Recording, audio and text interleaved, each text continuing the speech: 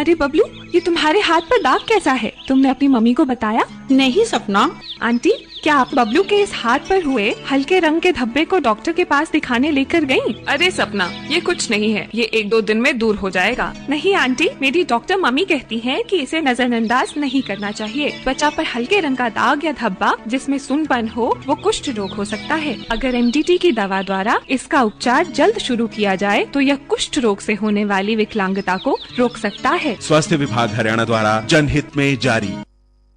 नमस्कार, ये आकाशवाणी चंडीगढ़ है। अब आप प्रतिका से प्रादेशिक समाचार सुनिए। पहले इस बुलेटिन के मुख्य समाचार। केंद्रीय मत्स्य पालन मंत्री परषोत्तम रूपाला ने कहा कि सरकार की विभिन्न योजनाओं से पिछले 9 वर्षों में मछली उत्पादन में कई गुना वृद्धि हुई है। हरियाणा के सहकारिता मंत्री डॉ बनवारी लाल ने रोहतक सहकारी चीनी मिल के पिराई सत्र का शुभारंभ किया। सहकारिता मंत्री ने किसानों को गन्ने की नई किस्म CO 15023 की खेती को बढ़ावा देने का आह्वान किया। राष्ट्रीय राजधानी दिल्ली के प्रगति मैदान में चल रहे अंतर्राष्ट्रीय व्यापार मेले में हरियाणा मंडप हरियाणा की परंपरा, सांस्कृतिक विरासत और उपलब्धियों के साथ आकर्षण का केंद्र बना।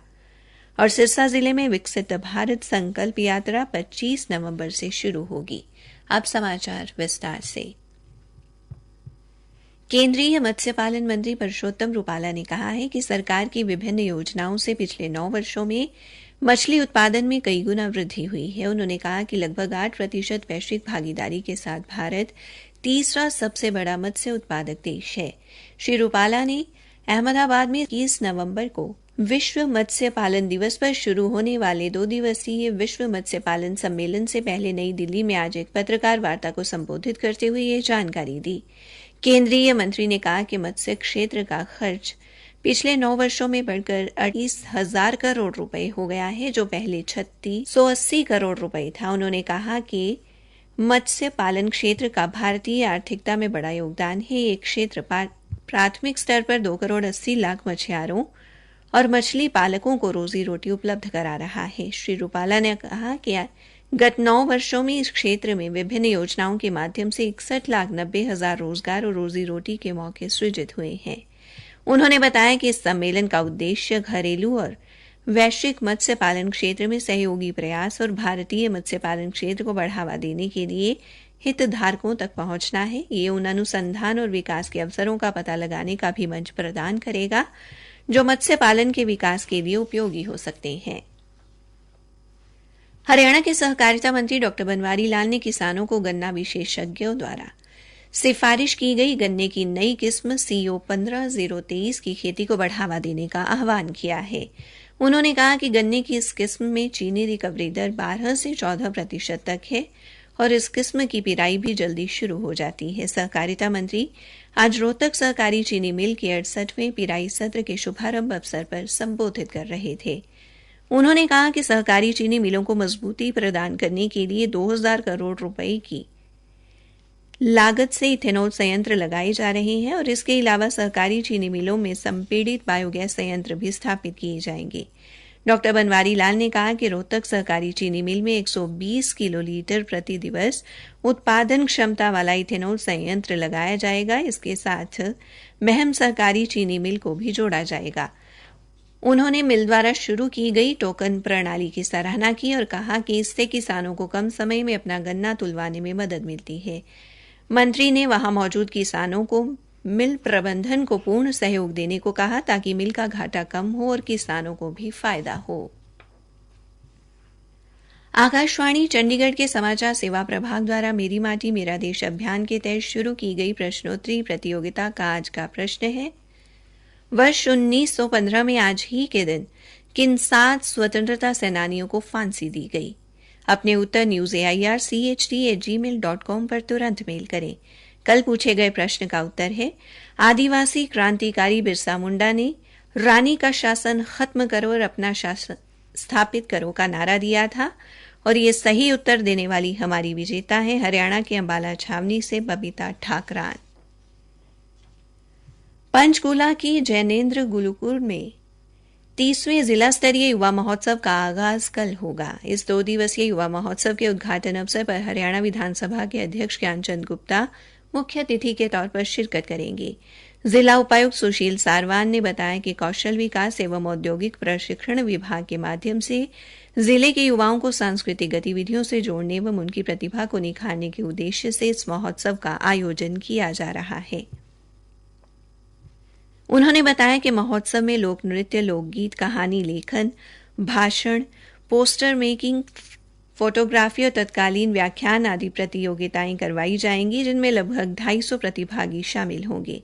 उपायुक्त ने बताया कि विजेताओं को 750 रुपए से लेकर 15,000 रुपए तक के 48 नकद पुरस्कार दिए जाएंगे। विजेताओं को कुल 2,17,750 रुपए की राशि पुरस्कार स्वरूप दी जाएगी। इसी समारोह में मुख्य अतिथि द्वारा बाल कल्याण परिषद की तरफ से करवाई गई प्रतियोगिताओं के 413 विजेताओं को सम्मानित भी किया जाएगा। प्रादेशिक समाचार आकाशवाणी चंडीगढ़ से प्रसारित किए जा रहे हैं। राष्ट्रीय राजधानी दिल्ली के प्रगति मैदान में चल रहे अंतर्राष्ट्रीय व्यापार मेले में हरियाणा मंडप आकर्षण का केंद्र बना हुआ है। वसुधैव कुटुंबकम व्यापार से एकजुटता के विषय पर केंद्रित हरियाणा मंडप में राज्य की परंपरा, सांस्कृतिक विरासत और उपलब्धियों के साथ आधुनिक तकनीक के सहारे प्रगति के पथ पर अग्रसर प्रदेश को दिखाया गया है। हमारे संवाददाता ने बताया है कि पवेलियन में व्यापार एवं वाणिज्य से लेकर खेल तथा श्रीमद् भगवद गीता में निहित कर्म के संदेश का समावेश देखने को मिल रहा है। हरियाणा मंडप में हरियाणवी संस्कृति एवं परंपरा की झलक के साथ साथ डिजिटल एवं औद्योगिक क्रांति को भी महत्वपूर्ण स्थान दिया गया है। मंडप में कुल 51 स्टॉल लगाए गए हैं और इसके अलावा राखीगढ़ी में मिले सिंधु घाटी सभ्यता के अवशेष कलाकृतियों के माध्यम से प्रदर्शित किए गए हैं। सिरसा जिले में विकसित भारत संकल्प यात्रा 25 नवंबर से शुरू की जाएगी। जिले के अतिरिक्त उपायुक्त डॉक्टर विवेक भारती ने बताया कि इस यात्रा से जिले के हर गांव के साथ साथ शहरों के प्रत्येक वार्ड को जोड़ा जाएगा। उन्होंने कहा कि इस यात्रा का मुख्य उद्देश्य विकसित भारत का निर्माण करना है और हर नागरिक को सरकार की योजनाओं के साथ जोड़कर उन्हें सशक्त बनाना है। उन्होंने कहा कि अधिकारियों को विकसित भारत संकल्प यात्रा में हर व्यक्ति को शामिल करने और इसे एक महोत्सव का रूप देने के निर्देश दिए गए हैं। राजस्थान विधानसभा के 25 नवंबर को होने वाले आम चुनाव और 3 दिसंबर को मतगणना के दिन सिरसा की राजस्थान के साथ लगती सीमा के 3 किलोमीटर के दायरे में शराब की दुकानें बंद रहेंगी। सिरसा के उपआबकारी एवं कराधान आयुक्त शफीक मोहम्मद ने बताया कि मुख्य निर्वाचन अधिकारी के आदेशानुसार मतदान की तारीख से 48 घंटे पहले शराब के सभी ठेके व उपठेके बंद हो जाएंगे। कैथल जिले की योजनाकार राजकीर्ति ने बताया कि जिला प्रशासन के सहयोग से पट्टी का स्थित एवं पट्टी खोद में अवैध निर्माण गिराए गए हैं। अवैध कॉलोनियों को गिराने की कार्रवाई इसलिए की गई क्योंकि कानूनी नोटिस जारी होने के बावजूद भूस्वामी और प्रॉपर्टी डीलरों ने जरूरी अनुमति प्राप्त नहीं की। आज भिवानी में ऑपरेशन मुस्कान के तहत 2 नाबालिग बच्चों को बरामद कर लिया गया है जो गत दिवस अनाथ आश्रम से भाग गए थे। दोनों को वापस अनाथ आश्रम छोड़ दिया गया है।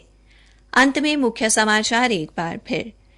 केंद्रीय मत्स्य पालन मंत्री परषोत्तम रूपाला ने कहा कि सरकार की विभिन्न योजनाओं से पिछले 9 वर्षों में मछली उत्पादन में कई गुना वृद्धि हुई है।